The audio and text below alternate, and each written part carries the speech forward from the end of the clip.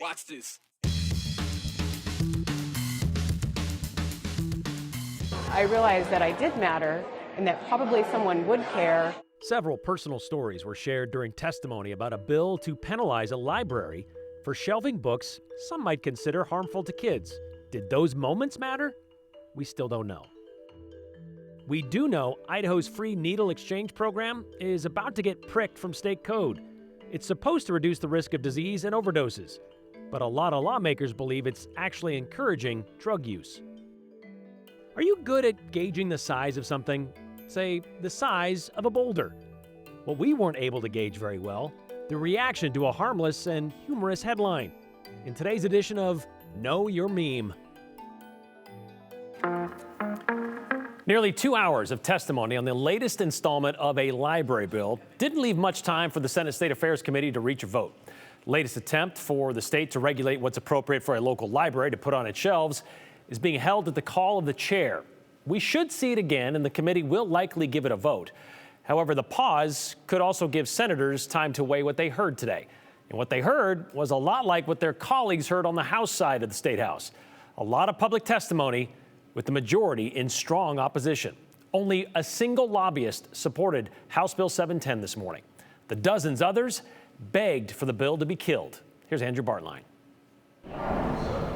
Legislating libraries leads to a testimony of readers. The passion you have for what you do. And they're pulling no syllables, let alone books. There is no pornography in Idaho libraries. Trying now their own hand at writing. I would like to say that I didn't have this much gray hair 3 years ago.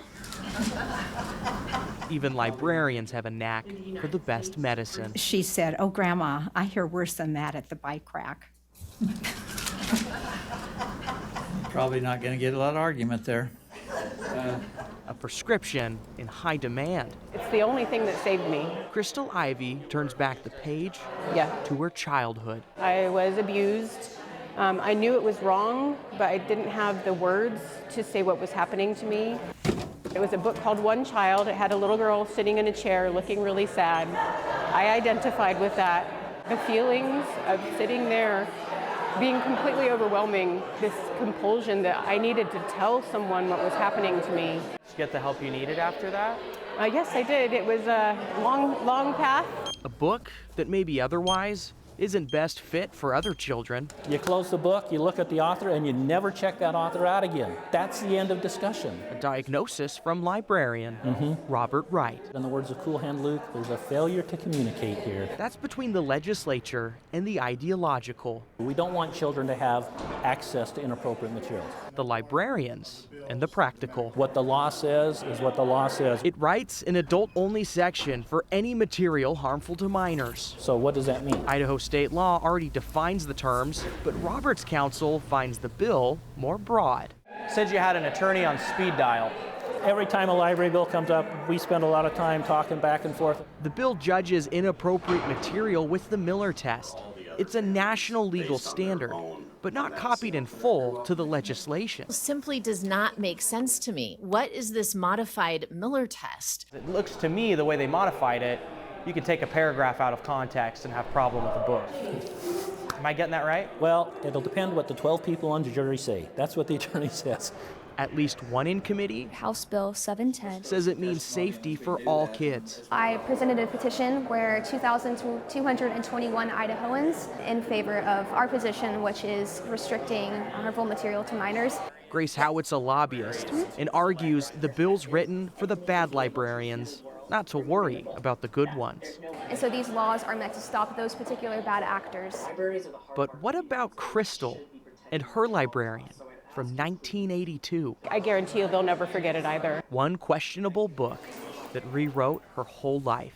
But reading about some other little girl's story who grew up a lot like me, I realized that I did matter and that probably someone would care, and it gave me the courage that I didn't even know existed. That bill will go back to Chairman Guthrie, and he can revisit it at whatever point he so chooses. So we do expect to see it again. And the reason for it, Brian, is that 2 hours of testimony, they had to get to the floor. Yeah. They would have had 5-10 minutes maybe to make a decision on it. clearly it has more weight than that. They did get to almost everyone in public testimony. There are a few people remote they missed, but everyone in that room that signed up did get to testify. It'll be interesting to see if they do what the House did, where they heard all of this testimony against it and went ahead with it anyway. So we'll see how that plays out when we get it back. It's tough to read people's body language, but you can tell a lot of people are thinking about it, and they're very good questions, too. Okay. Thanks, Andrew. So are we helping or are we hurting? It was a question posed this morning on the Senate floor with regard to Idaho's Safer Syringe program. This is the program where drug users can exchange an old, used needle for a new, clean one. The point is to reduce the risk of spreading diseases like HIV or hepatitis through dirty, shared needles. The residual effect of the program like this, though, is also to reduce drug overdose deaths and possible access to drug abuse treatment. This has been a thing in Idaho since the summer of 2019, when Idaho lawmakers decided it would be a good thing to have. Well, today they decided it wouldn't be a good thing anymore, with the Senate following the House lead to end the syringe and needle exchange program. Some lawmakers worry this is a case of throwing out the baby with the bathwater. Idaho lawmakers drew a hard line Wednesday. A vote in the Idaho Senate sends House Bill 617 to the governor's desk for approval. The pending law would simply repeal Idaho's Syringe and Needle Exchange Act. Supporters of the repeal say they aren't convinced that the program really helps. There has been no local analysis of how the Idaho's needle exchange program has reduced needle stick injuries. Over the life of the program, Idaho Department of Health and Welfare reports that more than 1 million needles were collected, but 937,000 were given back out. To take somebody, for example, addicted to heroin and give them free needles in a clean place to shoot up because we don't want to spread disease, I think is the wrong message to say, because you're basically saying we're going to allow you to do what you want with no judgment and not actively seek care for you. I don't see that as an active way of seeking cure. Critics of the repeal, who support the exchange programs, say there's good data that supports what is an imperfect solution. According to a Boise State study that was recently done, people that access syringe programs are 5 times more likely to access treatment. Substance abuse disorder is a disease. It's chronic, it's progressive, and it needs treatment like any other disease. A harm reduction program is a place where it provides services for folks to come and try to exchange a needle or get other services. In short, needle exchange programs provide an option for addicts to get a clean needle to avoid HIV, AIDS, and other bloodborne disease. The programs are also a center point for people looking for help beyond that. Critics of the program say help is great, but this is not the way in their view. I'm a believer that we do need to help these people, but the way that this money was being used is not the right way. And so I'm all about completely supporting this bill, and if we want to come back and figure out another way to help these people, then great. Back in February, police investigators in Caldwell and Boise searched offices of Idaho Harm Reduction, one of the syringe exchange program hosts in our area. Investigators were searching for items outside the scope of needle exchange, and they found drug paraphernalia. Idaho Harm Reduction has since indicated on their website that they've shut down. It was argued on the House floor and the Senate floor that bad actors were taking advantage of the program. But to repeal the entire section of code because maybe there was a bad actor, there are many good actors, and those people, those are the places where people's lives are in jeopardy. AA doesn't hold their meetings in bars. They don't have an occasional drink while they're having the meetings, because that's the enabler, and that's what keeps them in that cycle. So I would urge for you to vote yay in support of this bill. So the Department of Health and Welfare is in charge, as it stands right now, of the needle and syringe exchange program. And I reached out to them about the idea that this sends the bill to the governor's desk and he could basically sign away the program, but also questions from lawmakers about the reliability of the data that is on the Department of Health and Welfare's website. And I got a response a short time ago from Health and Welfare. They told me that the legislature sets public policy and the Department of Health and Welfare will implement the public policy. They do not have a position on the legislation. Again, Brian, the governor would need to sign this or it would go into law without his signature, but if it does get signed, it would go into effect July 1st. I'm kind of confused about what Bjerke said on the floor about not having accurate data or local data. On their own website, Department of Health and Welfare, they said they gave out 633,000 sterile syringes, an estimated 116 hepatitis C and 35 HIV infections were averted, saving $22 million in associated lifetime health care costs. That is all right there for them to see. I guess my question to you is, how much of this has to do with the raid on the Idaho Harm Reduction Project. Yeah, so in Caldwell and Boise, which we mentioned in the story, we actually heard, for example, Senator Tammy Nichols stood up in debate and said, we've heard concerns, we've heard about problems that are going on in these centers. We should probably look into what's happening there. Again, no charges or no arrests were made, by the way, in related to those 2 searches. And I don't think any of the needles were touched in this raid. No, they were looking for things that wasn't needles. They're looking for other drug paraphernalia. All right, thanks, Joe. All right, well, House Bill 666 is almost law, a bill with a scary reference number for sure. It would keep any information about abortions out of a sex ed class if that information is provided by an actual abortion provider. This piggybacks on already existing law, which says public school employees, even colleges, can't counsel in favor of abortion, refer anyone for an abortion, or give out any morning after pill. This bill just adds those things can't be included in the classroom curriculum. Today, the bill passed the Senate along party lines and is headed to the governor's office, which they assume will get his signature. Meanwhile, Senate Bill 1374 also heading to the governor's desk from the House. This is the bill which spawned from Senator Scott Herndon's failed lawsuit against the city of Sandpoint when he tried to take a gun into a concert and was denied. He claimed he could bring it because, well, it was being held on public property. The concert promoter said he couldn't because, well, they had temporary possession of the park per the contract. The case was appealed to the state Supreme Court and was rejected. So if the governor does sign this bill, gun owners will be able to carry said gun into an event held on public property, but only if that event does not require a ticket. Senate Bill 1244 is another one waiting for the governor's John Hancock. This one has to do with electioneering, and Idaho law already prevents that from happening 100 feet from the entrance of a polling place. This would extend that distance to 250 feet, nearly as long as a football field, with a possible penalty of $300 per violation. If you're a 3-time loser, well, you might get tagged with a misdemeanor. The ultralight packing chairs, yeah, they do. They're basically like it's like a bucket chair, and it comes up to just below, like halfway through your shoulder blades, to about just a little bucket.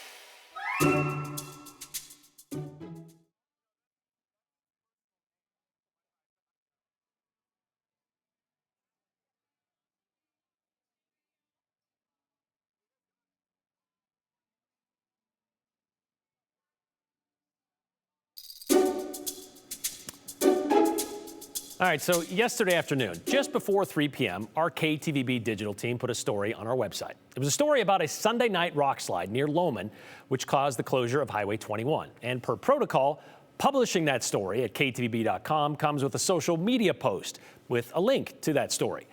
Usually a mundane procedure, 2 things that happen within minutes of each other. But because of the headline on that story, people on social media lost their minds, more than probably should have. Nearly 300 comments on Facebook as of this afternoon. So that kind of put us between a rock and a hard place about whether we should kind of address this today. Well, we are. This idea that today's social media is an actual social experiment, exposing something said more than 100 years ago. Quote, "It is better to keep your mouth closed and let people think you are a fool than to open it and remove all doubt." Tuesday afternoon, a post on X, the social media app formerly known as Twitter, was published. The KTVB headline, "Boulder the size of a large boulder removed after blocking State Highway 21. Minutes later, Catherine couldn't contain herself. What kind of headline is that? Come on, KTVB, do better. Darren Russinger, a bit more Spartan with his summary. Simply, idiots. Kat, well, she carried it a few steps further. OMG, truly embarrassing. Boulder the size of a large boulder?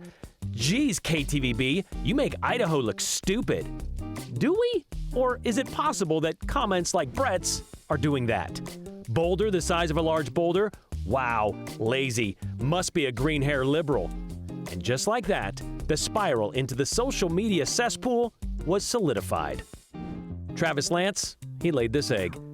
DEI hire at its finest. Good job, KTVB. Your news is killing it. Did Kamala Harris write this headline? Wrote, I am that, I am, who wasn't unique in that take. As Idafornian said, whoever wrote this headline must have gone to the Kamala Harris School of Journalism. Well, this headline seemed harmless, but it didn't take long to become political. Even a sitting Idaho senator had something to say. Senator Lenny, LOL, followed by a flurry from his followers. Daniel Babinski, we're talking KTVB here, so we can't expect the standards to be too high. That crew at KTVB, sharp as marbles, said Rob Kay. Deadwood, Idaho, you didn't expect much from these clowns, did you? Meanwhile, Media Right News, even bigger than crying Brian Holmes' head. Good one. But probably not as good as this one from Lenny's legislative colleague. For a guy who is perpetually online, you're missing a long-standing online joke. Spend more time online. Oh, there were those who definitely got it. Like this grateful dude. If you know, you know. But many more who refused to get it. Like this simple exchange from John Patrick Gamble. Does anyone remember when KTVB actually tried hard on reporting the news? To which Kayla Cash called out, in GIF form, it was a joke. And as expected, JP Gamble's thoughtful comeback, KTVB is a joke. Yes, it was a joke.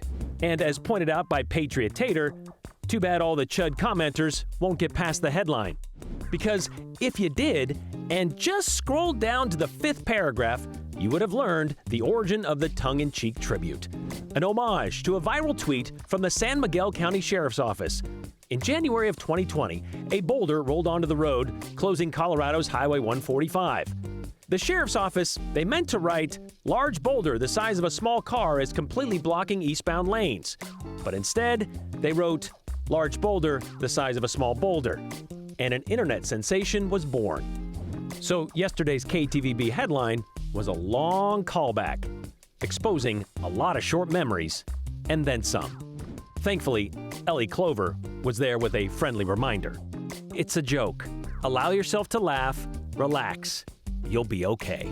I agree with Ellie there. Some of you need to get out and touch some grass once in a while. Okay, so the lighthearted nature of the story was evident in the first paragraph. Again, if you just clicked on it and read the first paragraph with a reference to Wile E. Coyote, the second paragraph said drivers shouldn't take the highway for granted. It's all right there. So the moral of the story is read the article or don't. All right, there's still an active and widespread search for the suspects of a shooting at St. Alphonsus Hospital early this morning, and one of them now an inmate on the lam from the state prison. Here's Morgan Romero with the other news of the day in today's 411. We believe that this was a coordinated attack. An escaped inmate is still on the loose with an accomplice. This after police say the accomplice helped the inmate, 31-year-old Skylar Mead, break out of St. Alphonsus around 2 a.m. 3 Idaho Department of Correction officers were shot and injured. 2 were shot by Mead, and the third after a Boise police officer fired near the entrance of the hospital. IDOC says Mead deliberately hurt himself last night to get out of the prison. Boise police says they don't believe these suspects are a danger to the public unless they're confronted. Call 911 if you see Skylar Mead. A quick 180 to our slopes. End of season dates are here. Closing this weekend, Magic Mountain Resort and Soldier Mountain in the Magic Valley. Pomerelle will close April 6th. Bogus Basin, Brundage, and Schweitzer will close April 14th. Grand Targhee and Sun Valley will close on April 21st. Tamarack Resort has not yet announced when they'll close. Let the madness begin. Tonight at 7:10, the Boise State men's basketball team tips off against the Colorado Buffaloes in the first 4 game in Dayton, Ohio. The winner plays Florida Friday in Indianapolis. Check out KTVB's pregame show tonight at 6:30. Then watch the game live at 7 on True TV. The Boise State women also played a night at 7 against the Montana Grizzlies in Missoula in the first round of the WNIT. You can watch that game on ESPN+. And that's your 411 on the 208. I'm Morgan Romero.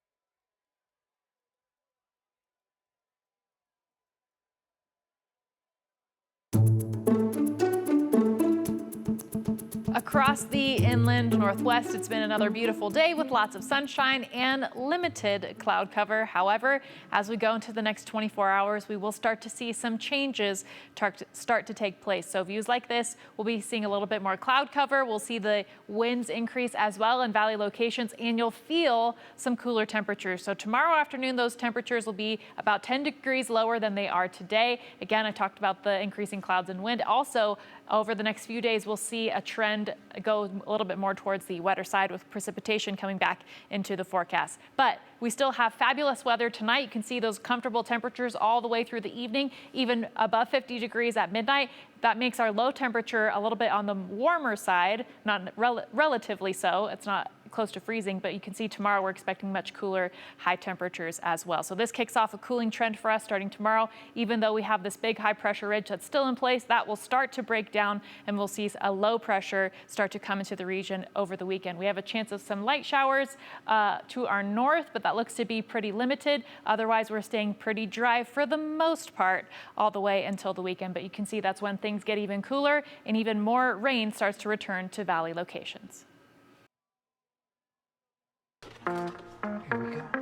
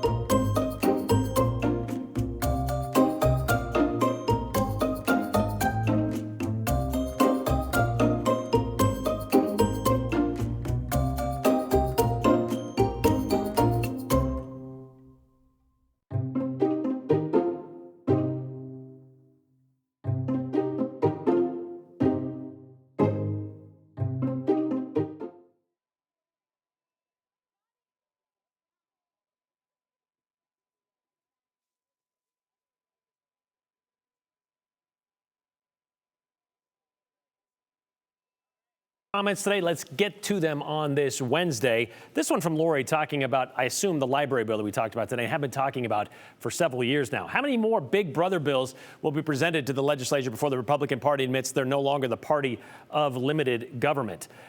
This one from, in regards to the needle exchange program and other related addiction issues, lawmakers refer to those people like they are distant aliens instead of our sons, our daughters, our husbands, our neighbors, etc. Wake up, people. That's Elaine of Boise. Another one regarding the needle exchange program being repealed, or that much closer to being repealed. Legislators who want to eliminate the needle exchange say they want to help the addicts. I've yet to hear any proposals how to help, says Jack in Boise. CDC website says nearly 30 years of research shows syringe service programs are safe, effective, and cost-saving, do not increase illegal drug use or crime, and play an important role in reducing the transmission of diseases. So it's all right there to find out the information. KTVB, you're the best. I guess a lot of people don't read the instructions either with regard to our story on the boulder the size of a small boulder or large boulder, however you want to look at it, depending on your size, I guess. Well done, says Sandy. Thank you very much. Yeah, we just sometimes like to point out these things where we say, look, if you're not reading the whole story, you're not getting the whole story. So kind of click into it, figure it out before you decide to just open your mouth based on what you think the headline is supposed to be telling you. Read. We'll try it again tomorrow.